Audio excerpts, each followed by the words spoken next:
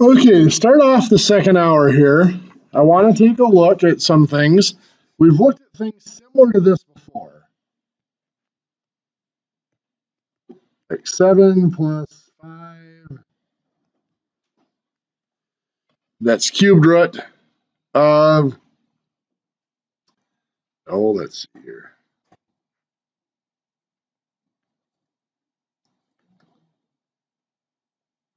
That'll be nice.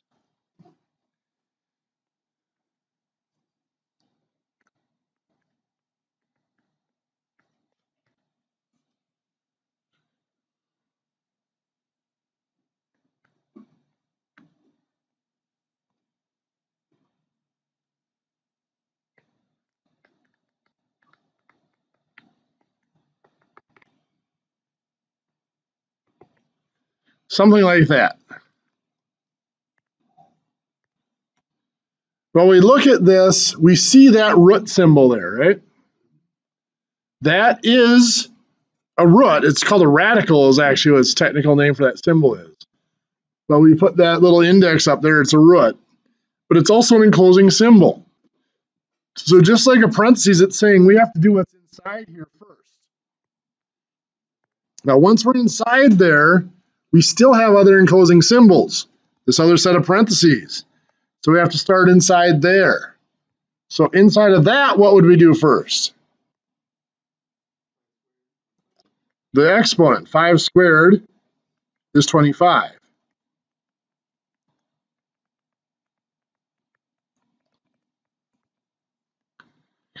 So everything else stays the same. Now, still working inside that parentheses, what comes next? 12 times 25, which is 300.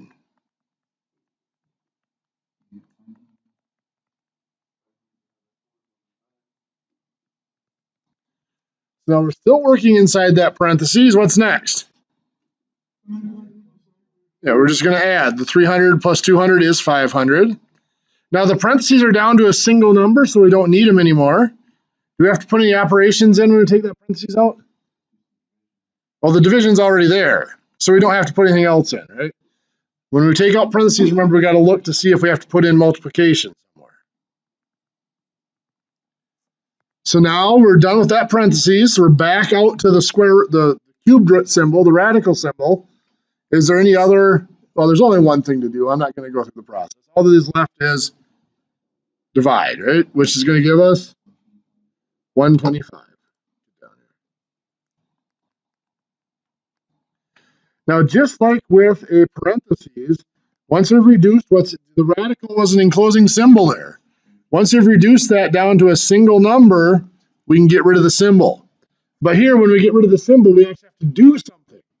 Parentheses, we just get rid of the parentheses. To get rid of a cubed root, we actually have to do the cubed root. What is the cubed root of 125? It's 5. Now, is it 5 or negative 5? It's just positive 5. On an odd root, remember, we could do the odd root of a negative. You only have to worry about that positive or negative answer when it's an even root. Like a square root, we have a positive and a negative answer. A fourth root would be a positive and a negative. For our purposes, we're still going to just focus on the positive anyway. But for an odd root like that, there is only one possible answer. So we replace that. Next we do 5 times 5 is 25. And 7 plus 5, or 7 plus 25 is 32. What do you think? It's, yeah. There's a few steps there. Thank you. Well, let's look at another one.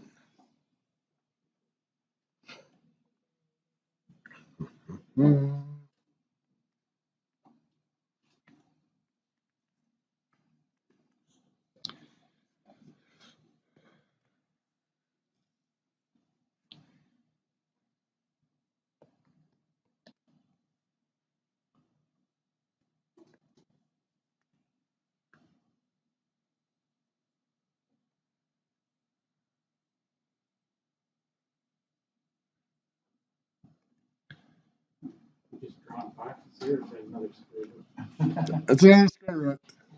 Yeah.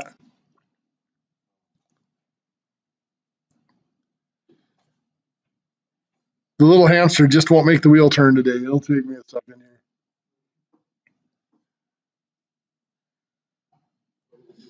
Oh, let's see here.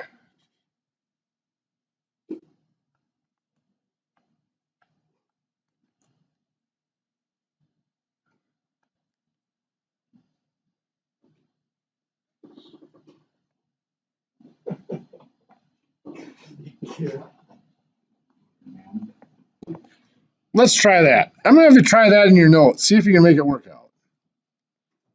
Then we'll go over it in a minute. Okay, you guys have suffered enough. The whole big thing is one enclosing symbol. So let's start out. The fraction bar would be our next thing in our order of operations, which is division, but it's also an enclosing symbol, which is telling us we have to start out on top. On top there, the first thing we have to do is that fourth root, which is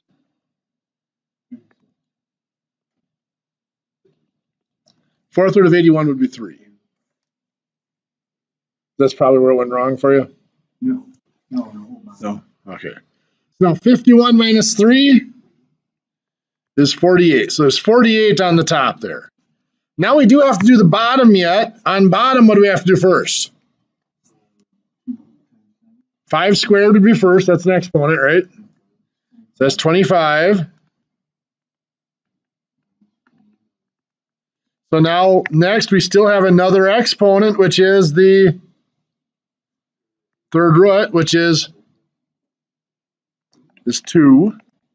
Now we have to put times in front of that. That's 4 times the 2. Now we can do multiplication and division going left to right. 4 times 2 is 8. And now then we have to come back and do the other multiplication. The 2 times 7 is 14. What's next? Subtract left to right. 25 minus 8 is 17. Minus 14 is 3. So the bottom is 3. Oh, gotcha. You know, it's the third root of 8. It is kind of tricky when it's written like that, isn't it? But as long as that number is within that little claw or hook or whatever of the radical, it's the index of the radical. If it were 4, third root of 8, it would be 4 like this. It would be separated like that. Yeah, it would be nowhere near that little hook of the radical. Sure. So now 48 divided by 3 is 16. The square root of 16, 4, or if you want to be really technical, 4 or negative 4.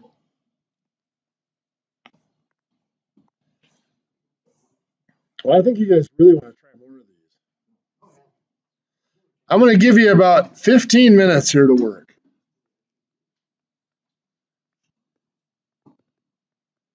In your big book, page 127, this is exercise 3-19. Starts about halfway down the page there. Big book.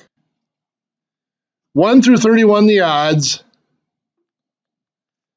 The first couple are not so bad. They're just order of operations with decimals. But then they throw in the radicals and stuff. I'm going to let you work for about 15 minutes or so. Then we're going to discuss a couple of them. Then I'll give you some more work time. Let's take a look at one of the problems there. Got number 23 here. Now, first of all, you may be finding that some of these don't come out evenly. They're going to get some really ugly decimals that just keep on going. So as a general rule, when you are rounding, when you have to round a number like that in a calculation, round to 1 digit past the smallest place value in the problem. What I mean by that is, in this problem, some of the numbers are to the nearest 10th, others go down to the 100th. So we're going to deal with the 100th as the smallest place value. So 1 digit past that would be to the nearest 1000th. So in this problem, we're going to round the nearest thousandth in our calculations, one digit past what the problem is written to. So now this radical here is an enclosing symbol. So we have to work inside there first.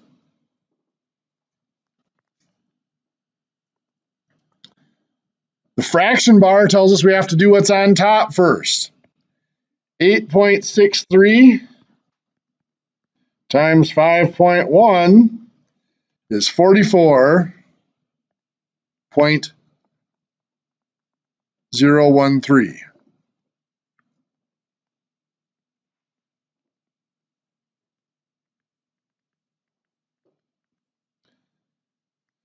Now you'll notice I didn't write in what was on the bottom yet, because rather than rewrite this problem a whole bunch of times, let's figure out what this bottom is. Well, 6.5 squared is 42.25. Correct? Minus the 0.59 is 41.66. Now what would our next step be? Divide that 44.013 by 41.66. Now, since that was the last answer that was displayed on my calculator, I don't have to type it back in. I can just hit divided by. The calculator is going to automatically take that number. Now, here's where the rounding comes in. I'm going to round that to 1.056.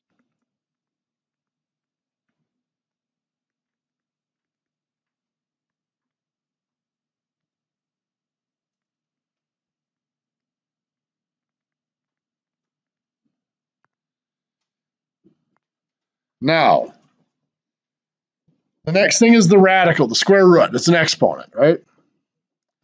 Since that number is still in my calculator, I don't have to type it back in again as the rounded version. I'm going to do this. I have to do second square root to get my square root key. If you have the one-line display, you just hit the square root key.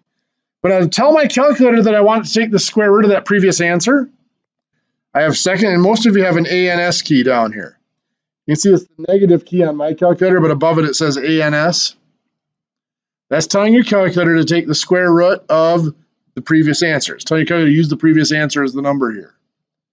For you, Robin, it's down by your equal sign again. So use the negative key. Yep. So you're going to do second ANS. Yep, it's your negative key. It's going to take the full number instead of the rounded number.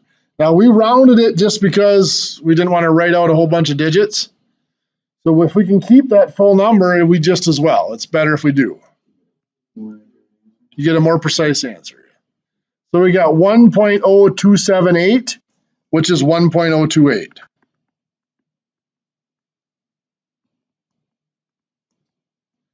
So times 0.9 by 3.67. What do we have to do next year?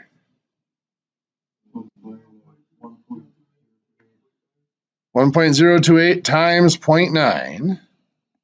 Now we should probably punch it back in. 1.028 times 0.9. 0.9252, so 0.925.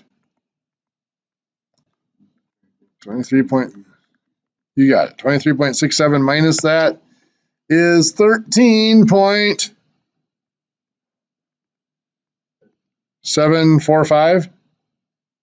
7.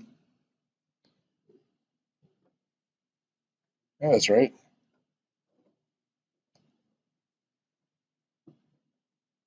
Not 13, 22. 22.745. Is that correct? Okay. Any questions? Yeah.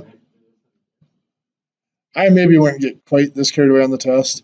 But you guys, did you guys have to buy the machinery handbook as part of your program anymore? Okay. You guys came in your packet. Okay. In the machinery handbook, there is a bunch of formulas on like gear cutting and stuff like that for, machining your own gears and stuff. There are a lot of formulas in there that get to be close to this ugly. Now that'd be more, I mean, the machinery handbook gets used, from the operator on the floor all the way up to the engineers designing it. I mean, mechanical designers have the machinery handbook as well that they use. But yeah, there are some pretty intense formulas in there too. Yeah. Yep. Okay, so I want you guys to finish working on that page. We're still in Big Book, of course. I want you to finish working on that page 127. That 1 through 31, the odd. Come on.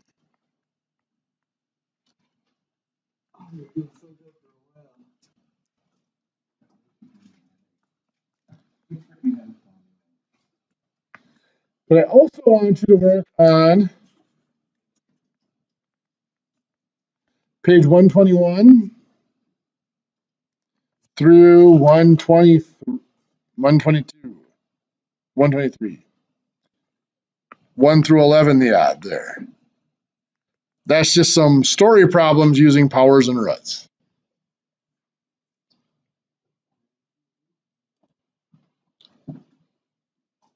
As always, especially with page 127, since there's a lot of them there, feel free to do a couple, skip to the harder ones.